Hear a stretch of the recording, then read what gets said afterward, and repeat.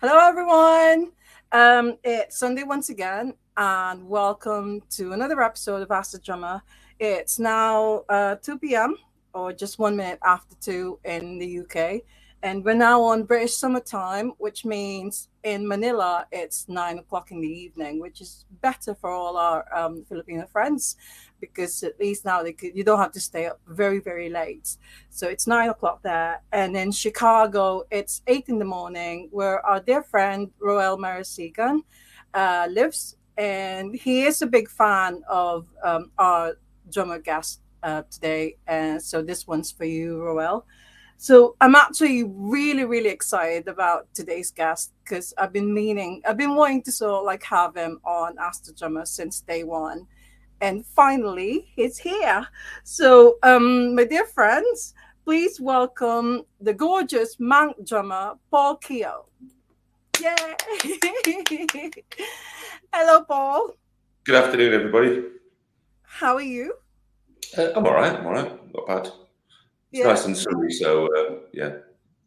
it's still sort of like a bit chilly. I know it's getting warmer now, but Oh, I've got my t-shirt on. It's not that cold. it's not that cold. That's right. Well, thank you so much for saying yes to us, the drummer, because I know that you've been really, really busy, and you just got back from Mexico as well. I mean, how's Mexico? That was actually very brief, but always wonderful to play Mexico. Um, Y- great crowds over there. Great audience. Yeah, and I know that you've got a 3 night residency at Albert Hall this week as well. So Yeah, that'll be quite busy. yeah, I know you're sort of like busy preparing for it. I'm going to ask you about that later on in the show. But first, I Mhm. would like to welcome you to Ask the Drummer. Episode 75 is all about you, Paul Kehoe. Now, Kehoe is an unusual name. Where Well, where are the Kehoes from? Ireland. All right. My parents are Irish. The Kehoe name originates in the southeast of Ireland, around Wexford and Waterford. Oh, I see. That's where Yeah. the family name originates from. All right. So I was all like thinking it's somewhere more exotic. than, 'cause- Yeah, it's quite exotic. but anyways, you're Manchester born and bred. You are a proper monk.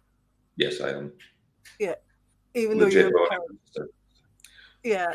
Whereabouts in Manchester were you from or were you born? I was born in Harbour Hay, which is North Manchester, um, probably about 4 kilometres out of town. Yeah. Uh, and Yeah, that's Manchester. Is it? I think it's Manchester 8 or Manchester 9. And then Yeah. lived in Yeah. Blakely for a bit. So yeah, proper North Sider. Yeah. Well, in the UK, they always talk about the great north-south divide, but I think in Manchester there is that sort of like north and south divide, isn't there? Yeah, yeah, Have, there is a bit. yeah. Have you always been northern side of Manchester, or did you live in the southern side of Manchester? Oh no, no, no. I was never rich enough to live in the south of Manchester. It was the it was yeah. We grew up north side and ended up staying up here. Um, Briefly lived in Salford when I was about 18, and then a bit in Crumpsall, so that's north side as well, and then back to Prestwich, and yeah, still north.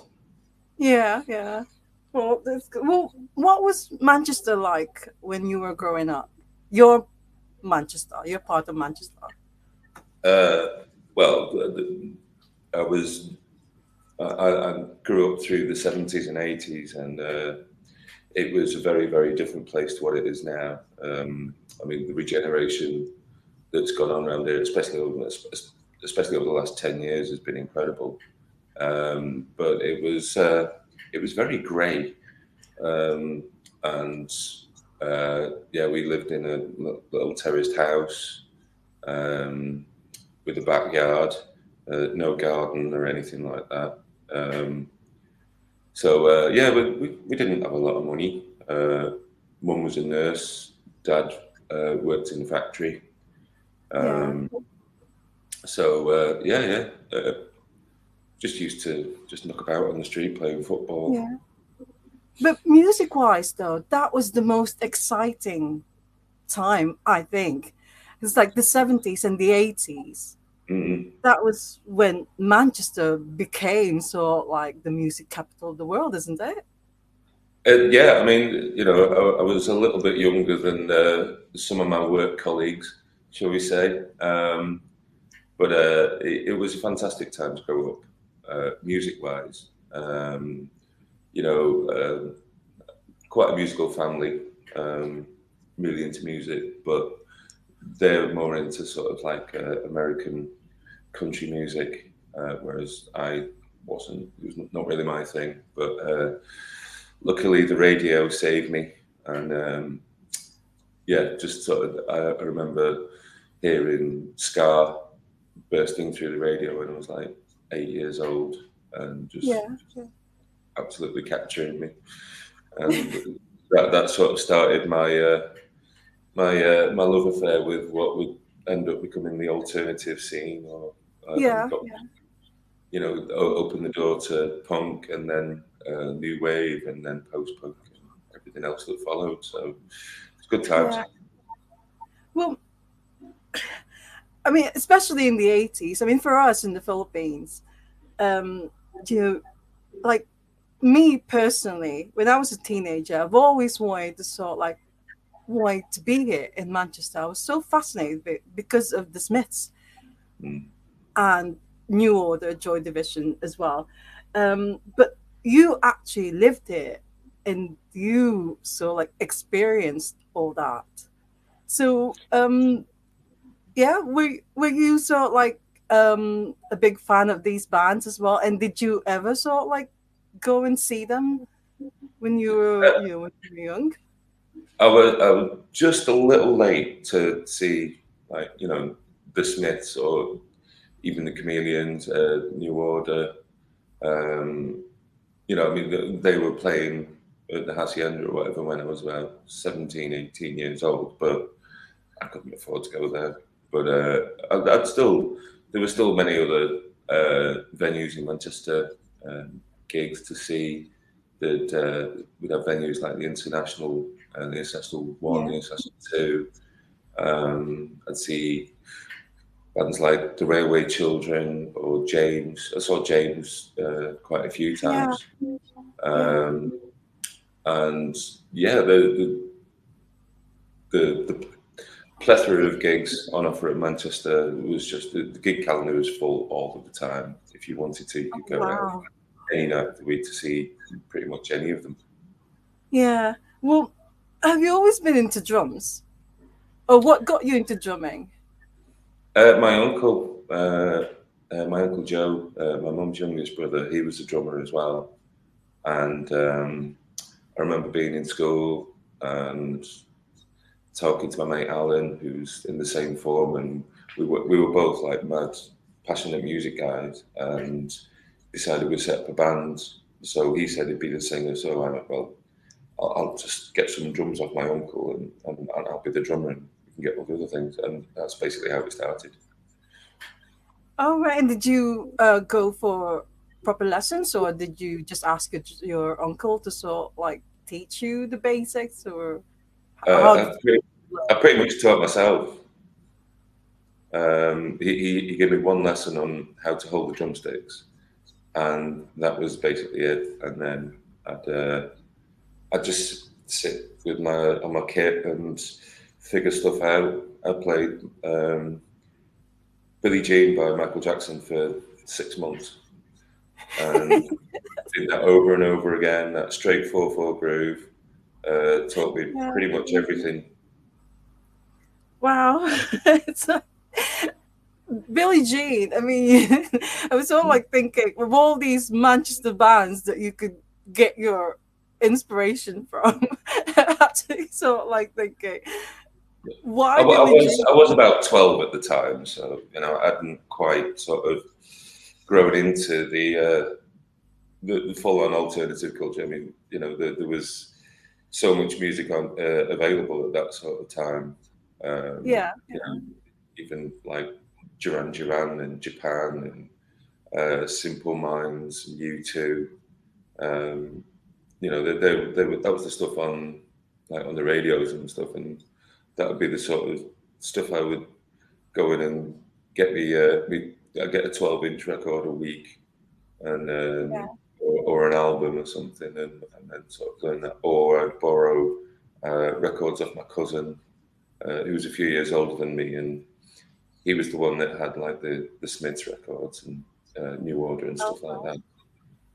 God, it's just incredible. I mean, you have to sort of like forgive me if I'm going sort of like whoa, because I mean, I'm really fascinated about sort of like the Manchester music scene, especially sort of like in the '80s and everything. But anyway, so what was your when you finally sort of like learned how to play the drums? What was your first band and Well, the first one was like the guys in school. They had a wonderful name of No Comment.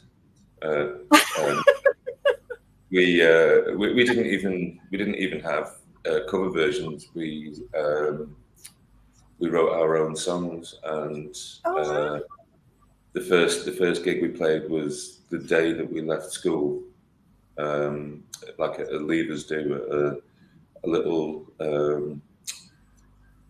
community hall, church hall, and everyone came down, and there was like they had the DJ on, and then we played for a bit, and then they wouldn't let us go off, so we had to play the songs all over again. But they didn't really care. They didn't seem to care anyway. So it was a good day. so it was a good gig then, and the audience was sort of like very responsive and Oh yeah, yeah, very, very. They were our biggest fans. They were yeah. our only fans, but they were our biggest. Well, how long did this band last? Um, about another month or something, and Oh, but there was sort of various permutations of various band members for a little while, and then yeah, just hanging around in music shops in Manchester. We got to know a few more better musicians, shall we say, and ended up starting bands with them. is that these better musicians? Peter Hook, one of them. Did Oh you? no, I hadn't met him for a while. I didn't meet him till 1997. All right. So, what other bands were you in before actually meeting Peter Hook? I was in a band called Dylan Roach for quite a few years with my mate Gary Hadfield and Andy Poole, who ended up becoming playing in Monaco, and then In Monaco, also yeah. with the Light until Martin took over in 2016. So yeah, the amazing musicians, and um, we were together for about 4 or 5 years.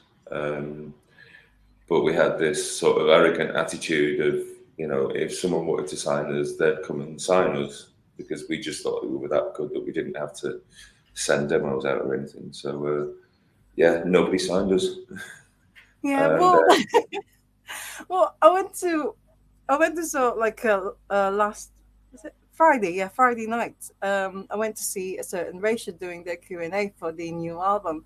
I think they also mentioned something that you've got to believe that you're the best band out there yeah, yeah. playing so like the best music.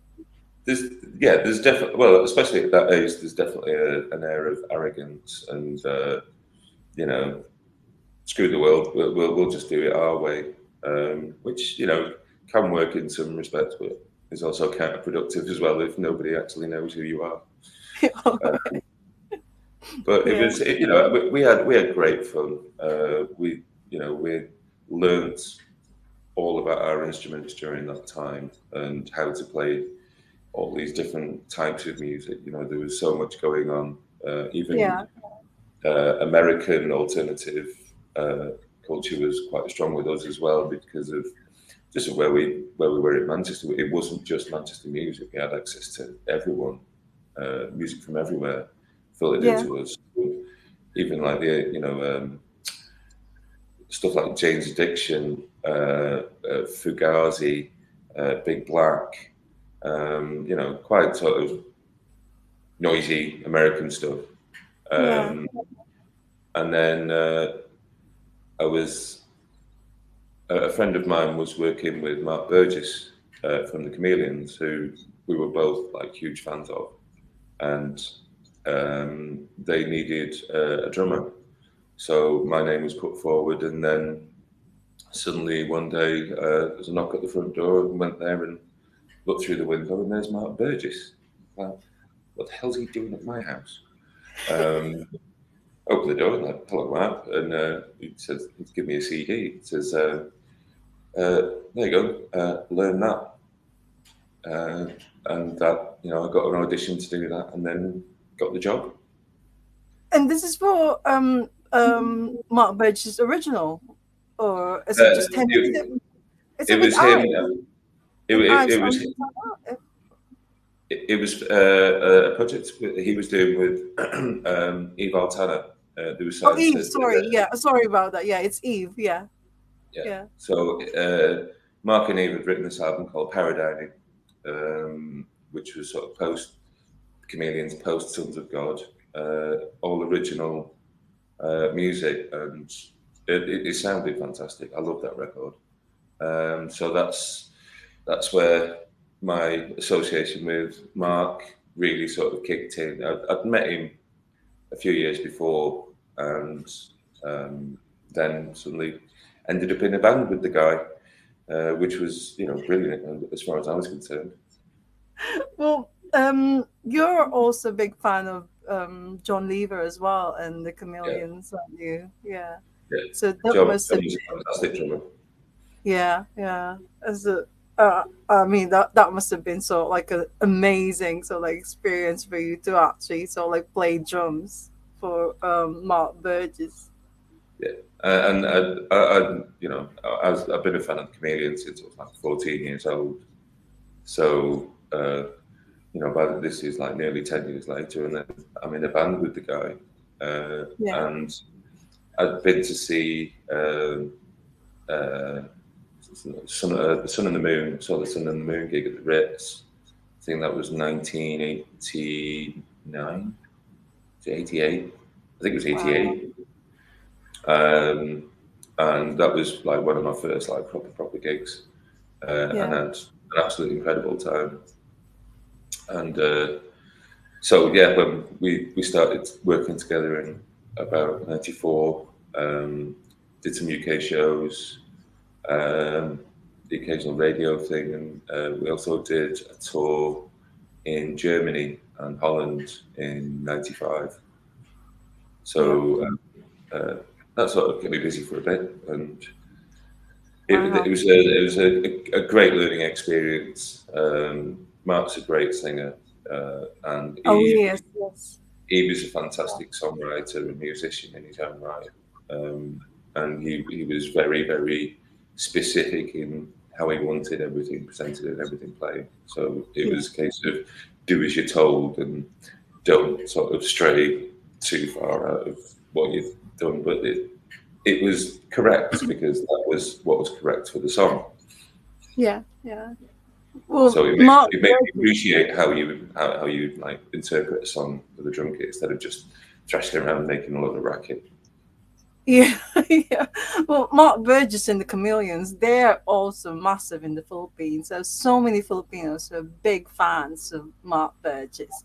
I just wanted to say that Aiden's actually my husband, and he's my tech support. And he said that sound and vision very good, so that's great.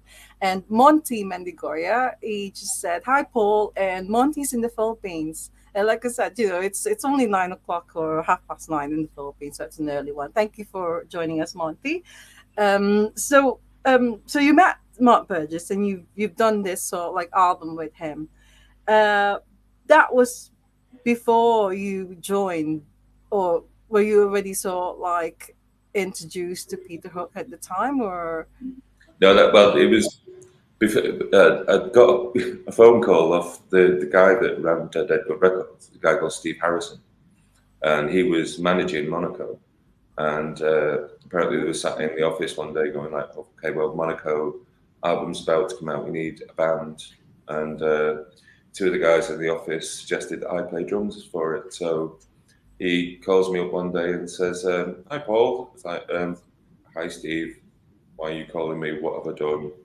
Am I in trouble?" And, "Oh, no." He says, "How do you fancy playing drums for Peter Hook?" And I went, "Go on then." And that was the start of it. Yeah, wow, he arranged a meeting for me to meet him in Potsy in the Barleycorn in Didsbury, and that was my interview. oh wow.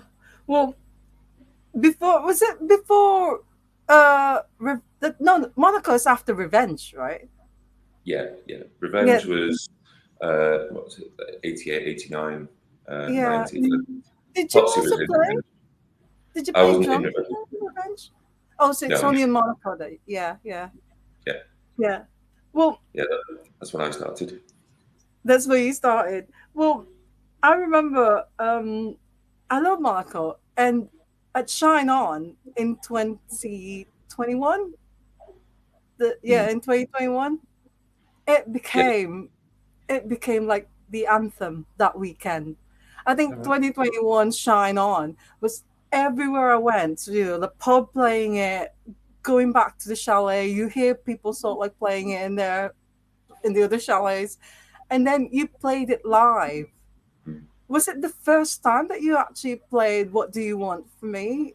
Um, and if I mean, correct me if I'm wrong, but I think it The was. light, we've done it a few times with the light, but not very often. And we had an offer in, I think it was for May 2020, to play a festival, W Fest in Belgium, as Monaco. So Oh, we just started um, getting all the music back together and getting all the pre-production ready to go and get that ready when COVID struck and yeah. cancelled obviously every gig and every festival. So it kind of Yeah. got put on the back burner. But you know, I've obviously known the song since it was written. Well, since it was released, and um, so yeah, like my bit's dead easy. It's just getting everyone else to remember their bits. Oh, well, I think this is so like before Monaco. You were, or maybe after Monaco, you were also part of Freebase as well. Yeah. Can you tell us more about Freebase? Because this is like, Well, yeah, yeah, yeah. go on. Freebase sort of came, sort of the first utterance of it sort of appeared around 2008. Hooky had told me, me and Hooky and Potsy had done a couple of gigs for charity because he wasn't working with New Order anymore. Um, so, you know, we were doing sort of bits and bobs together, and him and Manny and Andy Rourke had decided that they'd had enough of guitarists, enough of singers, and they were going to be the bosses. So they decided they were going to start doing freebase. And yeah, I mean, again, needed a drummer, and Hooky sent me the demos and said, "Can you know, help out with these?" And I went, "Of course I can. Yeah, I'd love to."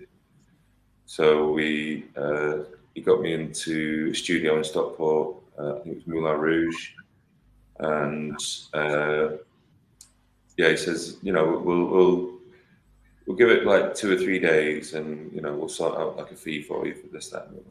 Okay, mate. And went in there and did, I think it was 18 tracks, 3 times over in a day and a half. So Wow. I was too quick for him.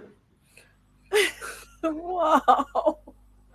No, what was it like? So, like, these are the legends. I mean, if you like, if you go to a place like the Philippines or maybe in the UAE or maybe in America or wherever, in Japan, wherever, and if there's any sort of like a Manchester themed bar or something, I mean, it's like the Stone Roses, the Smiths, the New Mm. Order. Those are like the big three Yeah, yeah, Manchester yeah. bands, and these bass players from these bands, you're actually playing drums for that. What was that like? Uh, they're great. I mean, they're my mates. They're, I can call them my mates. I've known them all for that long now. But Yeah. yeah, I've for me, because I'm from here, it was never a case of like, we're extra special. I was only, kind of young. I just thought like everywhere else had, their own versions of this. Oh, Um, yeah. kind of Yeah. like it's kind of like an ignorant arrogance of like, well, yeah, we've got loads of bands. Sheffield, they've got loads of bands. LA, they have loads of bands. New York, yeah, we're just the same as them. Uh, and you don't really realize it until you go and tour all these other places, like Japan or like Latin America, where you see the response of the crowd. You go, oh wow, okay, um, it is a bit different. It is a bit special. Oh, yeah. Yes, it is But special. they're lovely guys. They're really nice guys. Yeah. Well, I think um any for every band, there's always this connection between the bass player and the drummer, right? They always have to be sort of like, you know, in sync with each other. But what's it like? So like doing it one drummer, but three amazing bass players. It was worse than normal. No, they're great guys. They're great. They're great. And the thing is that they're all with Freebase. They all sort of did their own little parts. And Manny's very much a low scale, lower notes. He plays more grooves and stuff. Hooky does his everything right up high on the fretboard, right at the top, and all the melodic stuff. And Andy wrote somewhere between the two of them, with all the wonderful lines that he did with the Smiths. Yeah, So yeah. they thought that that would sort of, work quite well together, and it did to a large extent. But Andy also wanted to play more guitar and stuff. So yeah, there was plenty of needle between the three of them. But I just got on and I told them what to do, and they had to figure out around that. So Well, now let's go to Peter Hook and the Lights. Um, when did it actually start? Was it 2013?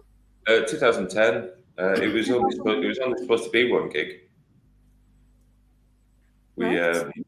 uh, we'd done like with Freebase and Factory 251 opening.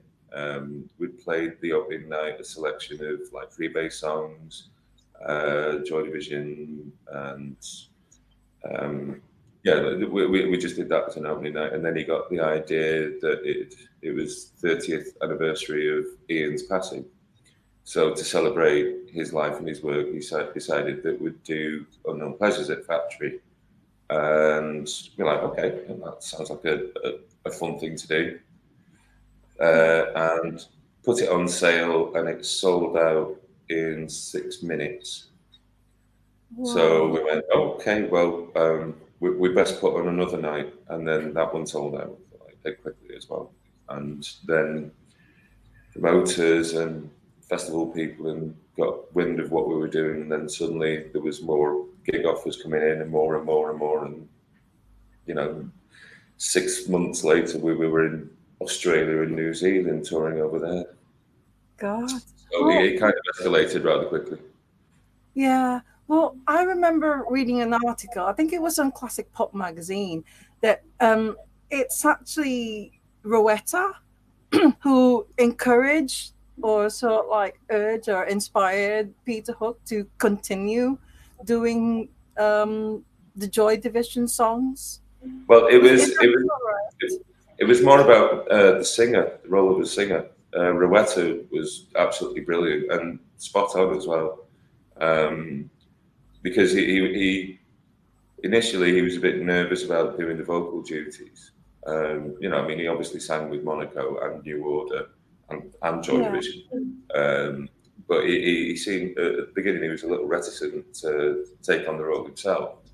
And initially we thought maybe asking. We asked Alan Hempsall from Crispy Ambulance if he'd consider doing it, seeing as he filled in for Ian famously at the Derby Hall with Joy Division. But Rowetta was like, no, no, no, you've got this. Do it yourself. You're a singer in your own right. So yeah, it was her sort of slight bullying, slight encouragement to get him to do it. And they've been friends for a long, long time. And Yeah. Yeah. yeah, God bless her. She was right. Oh yeah, yeah. Well, thank you to Retta for doing that, because now I think everybody's sort of like getting to hear all these Joy Division songs again, and which Yeah, and, absolutely.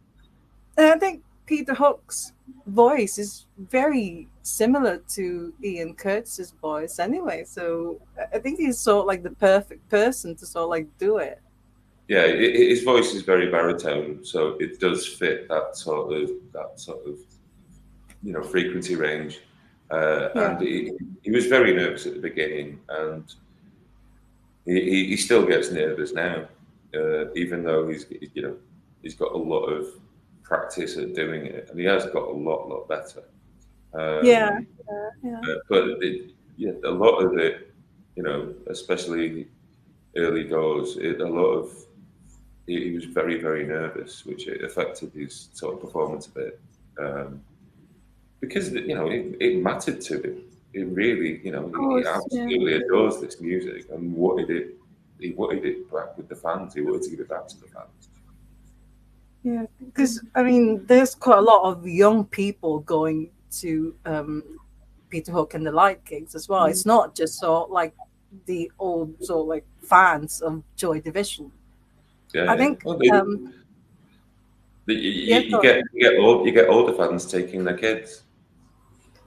In yeah, fact, you get some original fans that are actually taking the kids and the grandkids.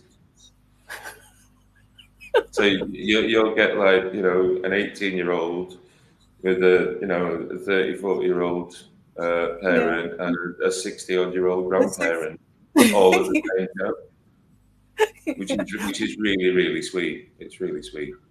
Yeah, yeah. And I remember the first time I saw Peter Hook and the Light. That was, I think it was 2013, like about 10 years ago at Sankey's. Do you remember? Yes, Do you remember saying? In fact, you actually played it twice. I think the second time that was when it closed.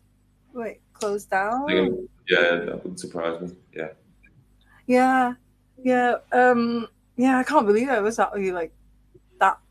Like long time ago, like 10 years. yeah. We were kind of sort of pinching ourselves that we've been doing it this long as well. Like I said, for something that only started out as a one-off show, here we are 13 years later with another year of gigs to do and more tours Yeah. to do.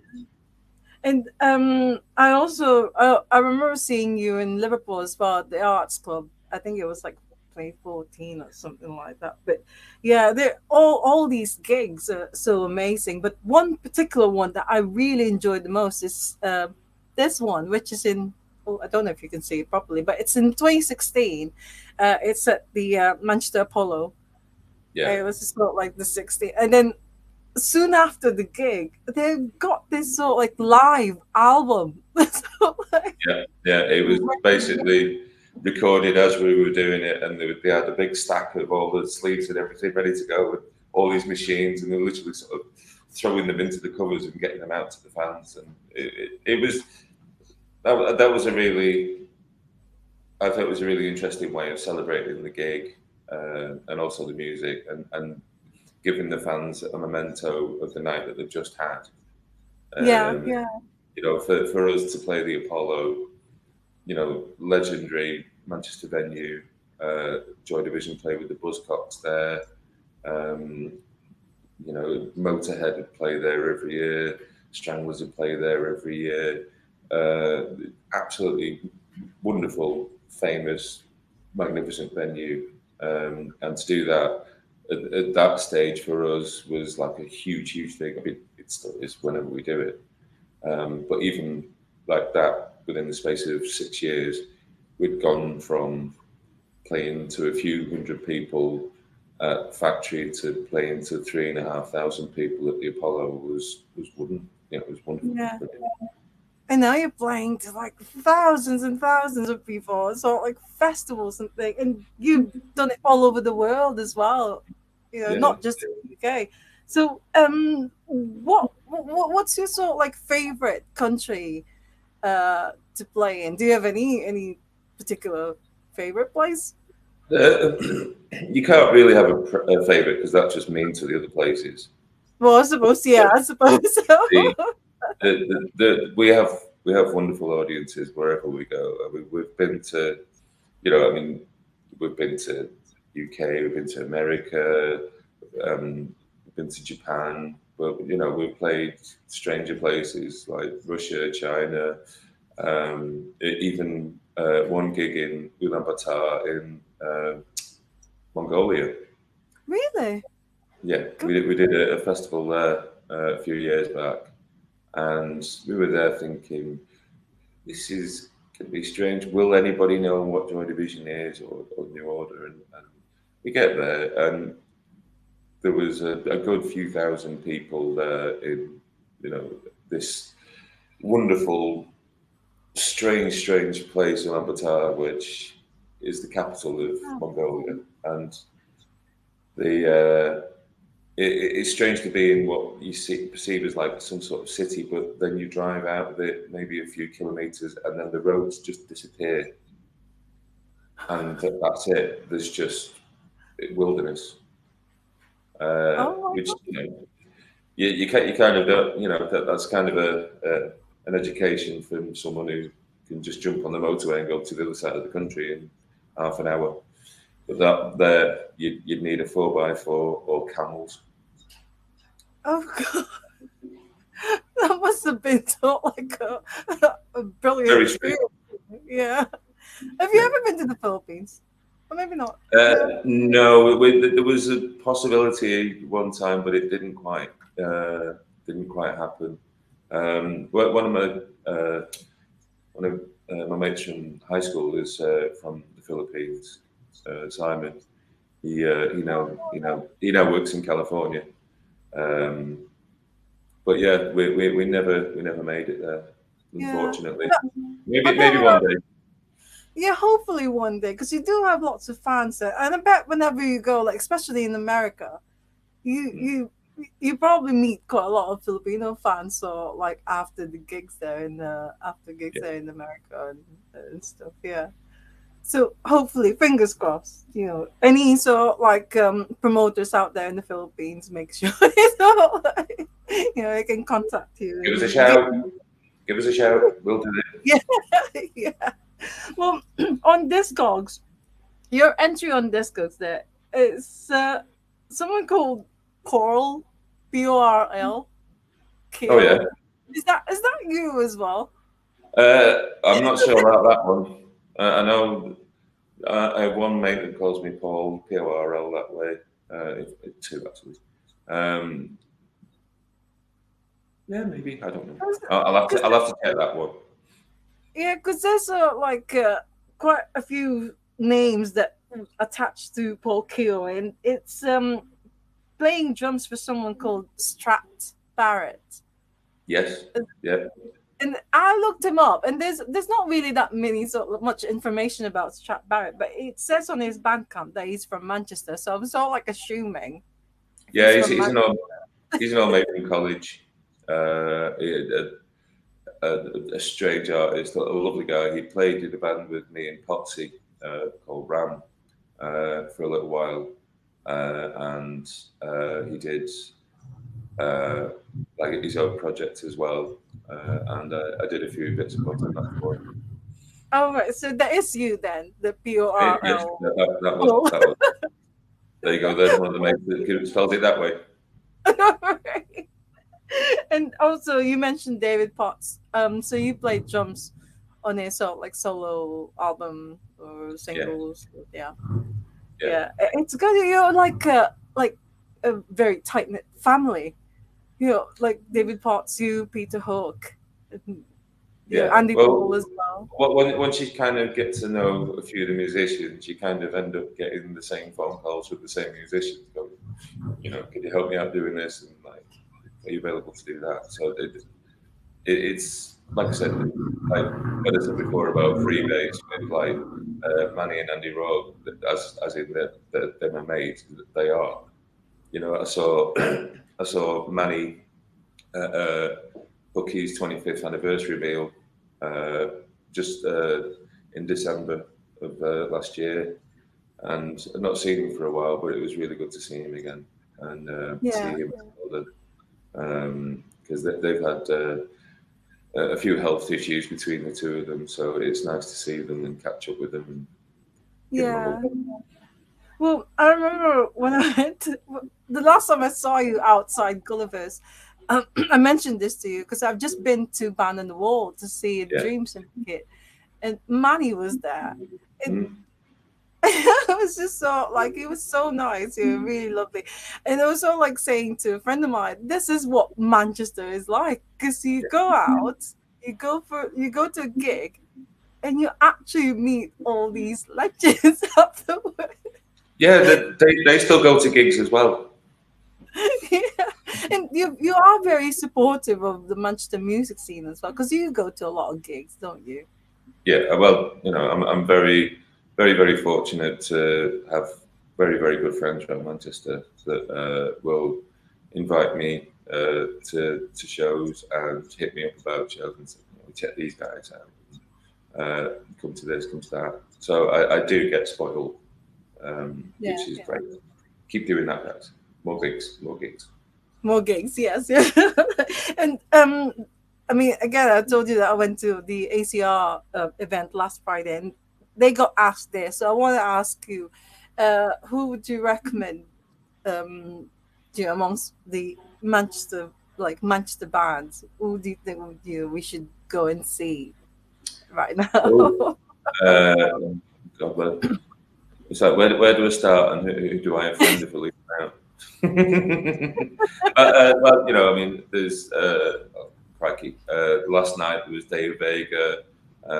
There's also like loose articles. There's blinders. Um, uh, gosh, who else? Loads. Red stains.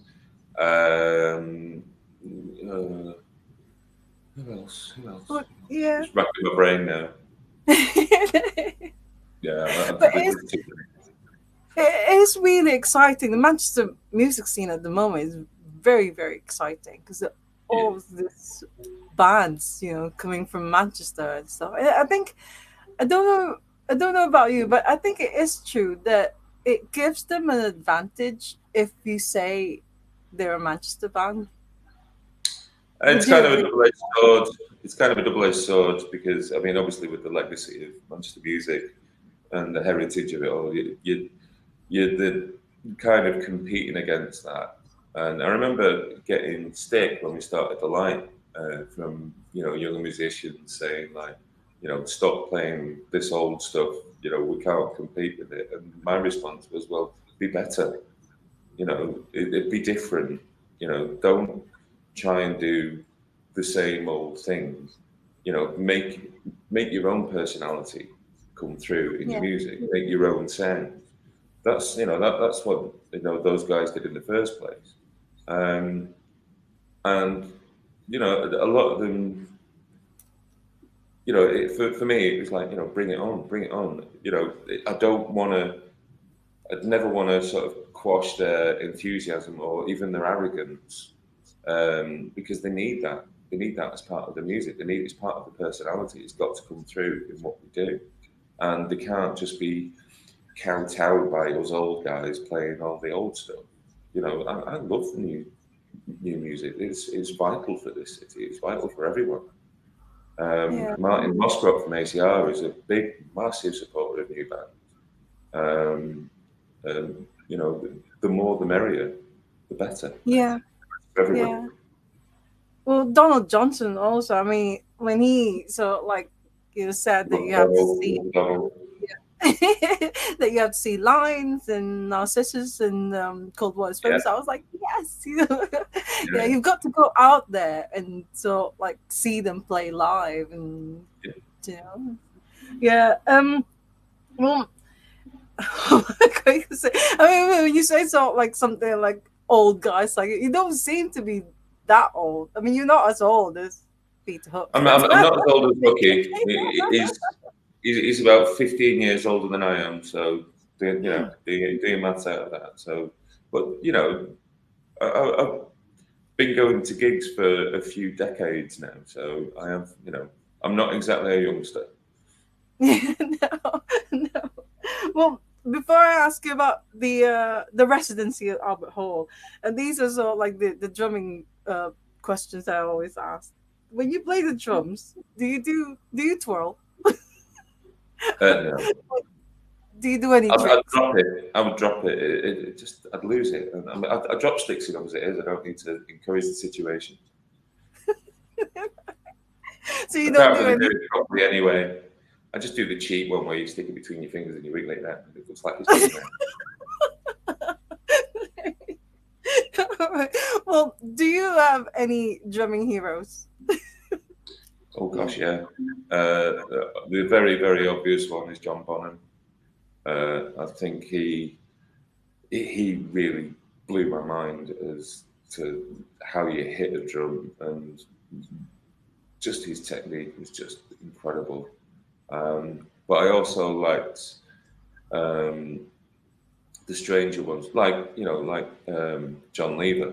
Um, he didn't have any idea how to set up his drum kit, so he sat down and put his snare drum between his legs, and then went, "This hand does the hi hat," so he put that under his right leg, but he's right-handed. So instead of playing cross grip like everyone normally does, he put his hi hat under his right leg, and therefore his bass drum was under his left foot. But his toms would go around the correct way for a right-handed guy. So his hi hat was next to his floor tom, instead of next to his toms over here. So that gave rise to him riding on his floor tom for beats for like the song in shreds, um, and it just gave his playing and his style a unique perspective. If you listen to drums on the tracks like Swamp Thing, Yeah. which is like a rolling tom riff, but with like it's panned all over the place, but it's fantastic. It's a great song. Um, Mike Bordin from Faith No More, uh, he was a lefty, but had lessons off a guy that had a right-handed kit set up, and he couldn't be bothered changing it around. So Mike Bordin learned how to play open-handed on a right-handed kit, but he's a left-hander. And I mean, Stephen Morris, Yeah. fantastic drummer. So Rennie. imitate. How about Rennie? Rennie Sorry, from what? the Stone. Rennie from the Stone Oh, Roses. Rennie's an absolute ledge. I saw the Stone Roses and James at the International 2 in 1989, and that was the last time I saw the Roses live in a Wow. room with about 1,500 people. Not the 100,000 that saw them over the road in Oh Heaton. yeah, at the Etihad Stadium, And, absolutely. yeah, and the Heaton Park ones as And the well. Eaton Park, yeah, yeah. Well, does Uh, anyone know? Does anyone know where Rennie is? Because you don't seem to hear anything about Rennie. Rennie's at home with his feet up, having the time of his life. Rennie is happy, and that's all he needs to do. Good fella. Yeah. So, well, do you know if he's like gonna come back and play drums again, or maybe? Doesn't have to. He just stays at home and plays drums. He's Yeah. no, as far as I know, he's quite happy where he is, and good on him. No. No. Well, have you ever had? Oh no, talking about the chameleons. Has Mark Bay just ever asked you to sort of like play drums? So like doing the chameleon songs? Well, they have very, very, very good drummers playing for them. Very lovely Stephen Rice is doing a Yeah. fantastic job at the moment. Um, Mark knows I'd jump at the chance, but obviously their schedule and our schedule very rarely sort of let these sort of circumstances happen. But he knows damn well that Yeah, I remember. I'd leap on stage at any moment and I'd play anything Yeah. he wanted. I remember seeing you at the Chameleons gig. I think it was Manchester Academy in 2015. You were I, there. I was down the front Yeah, as but usual. as usual, it's so good actually to sort of like see, like amazing musicians like you at the gig and also at the front as well. It really enjoying it because sometimes you do see them, but they're like behind you, right at the back, and they're just sort of like looking so cool. Yeah, if it's comedian's gig, it doesn't matter. I'm down the front. I'm in the mosh pit, getting covered in spit and snot and sweat and cider, blood. It's fine. I'm literally in the pit. I don't care. I ache for about 3 days after a chameleon's gig, but it's worth it. It's worth it. Well, of all the years that you've been playing drums, have you ever had any accidents or what I'd call sort of like a drumming disaster live, Uh, like on stage? I'm sure my bandmates would say yes on a daily basis, but they're gits. So, I remember one gig at Newcastle. Uh, I think I dropped probably about a dozen sticks during that show. It just flying out of my hands for no bloody reason. So yeah, that was probably one that really sticks out. And there was also a gig in France where the front head on my bass drum basically had a little tear in it. But by the time I finished the gig, it was just like bits of it flapping around the bass drum. It just looked like it exploded. Oh God! But you still carried on. You still Yeah, carried yeah, on. yeah, yeah. So when we use hired gear when we're flying far away. We can't really afford to transport our own stuff. So a lot of the time, I'm using hired equipment. So I always try and specify a certain level, a certain quality of gear, but sometimes that's not always available in certain countries. So I remember we played in Tijuana in Mexico, and Yeah. they said, "Oh yeah, we have this drum workshop gig, this drum workshop kit." And I thought, "Oh, drum workshop is pretty high quality stuff." And got there. Ooh, that kit had a very, very, very tough life. The shells were all scratched up. The heads Oh, had definitely seen better days a fair few years before I got there. Gaffer tape and tape holes over all sorts of stuff. A lot of the screws had sort of like worn out, and the stands were all made of bits and bobs of everything. Like, right, okay, give me about 20 minutes. I'll put this lot back together. And basically just took it all apart, made the kit right, and got on with it. It sounded fine. it's- but what about you? Because I'm sure whenever I saw like seeing you play, you've also got your little I don't know what it's called, but it's like a keyboard or a computer thing as well. So Oh, it's not just a drum so it's kit. not, yeah, I used a Roland SPDSX with triggers for playing loops um, and electronic sounds. So Yeah. that comes with me everywhere. I take that in a suitcase and I take it to the far-flung parts of the world, and that's got all my sounds in it. Yeah. So that thing that you can't replace it with another sort like just another thing. You've got to have that one. Well, yeah, but I've also, got a pen drive with the information on it. I could program another one up in about 20 minutes. Oh, right. Okay. So I But can still use something else if I have to. yeah. I hope you don't mind me asking you this, but has Stephen Morris actually sort of like said anything to you about you being in Peter Rock and the Light, playing his drum parts? No. No.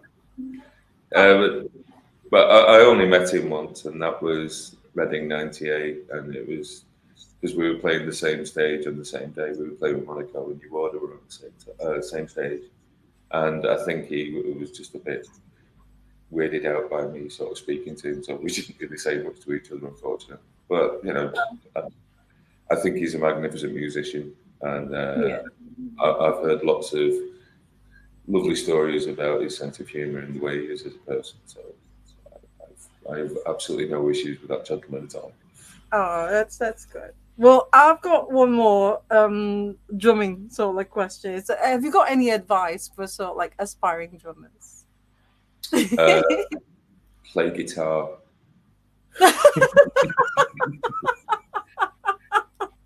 Oh Guitar's a God. lot quieter, a lot lighter, and it's easier to carry.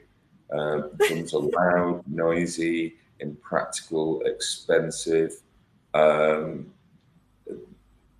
they're brilliant for for catharsis.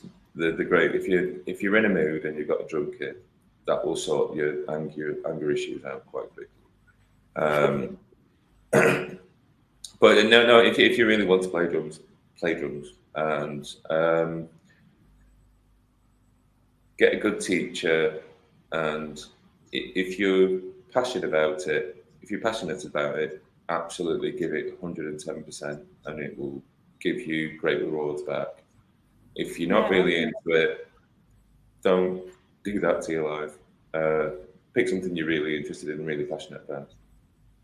Would you say it's something that's in you, in the person? That I mean, yes, you could learn how to play the drums, but don't you think it's like either you're born a drummer or you're not born a They're drummer? definitely a very different breed of person. They're yeah, drummers are difficult. Yeah, I wouldn't say we're difficult. No, no, it, Buddy Rich was right. If you've got a good drummer, you'll have a great band. If you have a rubbish drummer, you will have a terrible band. well, it's all like I always sort of like refer to what Bobby Gillespie said, that a band is only as good as its drummer, Yeah, which yeah. turned out to be it's not really a Bobby Gillespie but a Joe Strummer. So Well, it goes all the way back to like probably like Buddy Rich or probably even Buddy before Rich, yeah, maybe. Um, but I mean, Bobby himself was the drummer in the Jesus and Mary chain and made them sound the way that they did and did a yeah, marvelous job. I mean, the whole thing about Mo Tucker, not Mo Tucker, Meg White, uh, getting slagged off as some sort of oh she's rubbish. That's absolute garbage. That's utter garbage. Meg White absolutely made the White Stripes as brilliant as they are, equal to Jack. yeah, And you know, their first album, as soon as I heard it, I was like, I'm going to buy that. Yeah, it's not the most technically proficient performance by either of them, but the songs are great. It's not always about, oh, I can do like a million like parodies. I love it. I don't care if the song. That's what I was saying before. From I learned from Eve. It's about the song. Always play for the song. Ringo Starr, absolutely incredible drummer, because he played for the song. He made the Beatles songs what they are. He's an equal member to John, Paul, and George, George, yeah, yeah, equally yeah, vital, and made those songs sound the way that they did. yeah. That's true. That yeah, I just think drummers are awesome anyway. So like, all drummers are awesome. But yeah. So can you tell us more about or invite everyone for this 3 nights residency at Albert Hall? It sounds really exciting. Is that the first time that you're actually doing this? We've done this before. We did 3 nights at Hebden Bridge Trades Club a few years ago, and we did the whole 2 albums a night thing there. But we're Yeah, on Thursday we're doing Unknown Pleasures of Movement. The Friday we're doing Closer and Power Corruption and Lies, and then on the Saturday we're doing both the Substance albums. So that's 6 albums in 3 nights, and I think it's 63 songs. Wow. And how's the um rehearsals going? They- You know, it's actually going really well. We're very lucky to have the band as it is, with like myself, Hooky, Potsy, Martin Grabowski on keyboards, and the very lovely Paul Duffy from the Coral is playing bass with us at the moment, and he's done immensely well, learning so many songs over the last 2 years now. He's been with us. He's wow. uh, he's been fantastic. Where's Jack? Jack, I think Jack's in the other side of the world in Australia and New Zealand or something. Oh, He's been very, very busy with the Smashing Pumpkins for the last oh two yeah. years. Well, obviously, since he started working with them in 2016, but they've just done. They're doing a tour in Australia very soon with their World as a Vampire set up with Jane's Addiction and Among the Sniffers, I think. But that's coming up for them next All month. right. Yeah. Oh, So well, it's good for Billy Corgan's stolen him again. yeah. Right. Well, thank you so much, Paul. I'm really, really grateful that we finally, got to do My our. pleasure, Anna. So, hope to see you. I don't know whether I could actually come on these nights, but hopefully, one of those nights I'll also like go and see If I Peter don't Hook. see you at one of our gigs, I'll see you at someone else's. Yeah, that's right. Yeah, I'll see you in Manchester. So, Absolutely. yeah, Absolutely. thank you so much. No And worries. yeah, take care and enjoy the have a great well, like have an awesome so like 3 nights at Albert Hall, and yeah, I'll see you soon. Yeah. Thank you very much. Thank Thank you. thank you so much, Paul. Bye. Bye bye. Bye. Oh my God, thank you so much. That's really amazing. I just love Paul Kehoe, and being from Manchester as well. I don't know. I always just sort of like find Manchester fascinating, and I just love this city so much. I mean, I do love Liverpool and Glasgow as well, but I chose to live here. It's not like this is the place for me.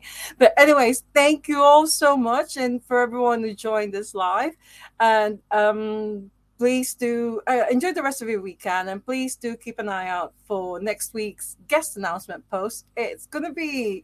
I'm really excited about this one as well because it's gonna be Glossop's finest. That's the clue for you, Glossop's finest. So hope to see you all again next week. As always, love music, love life, love drummers, and make sure if you're in or around Manchester or anywhere in the UK or maybe even abroad, go and see Peter Hook and the like because they're absolutely amazing. So see you all again next week. Bye for now. Bye.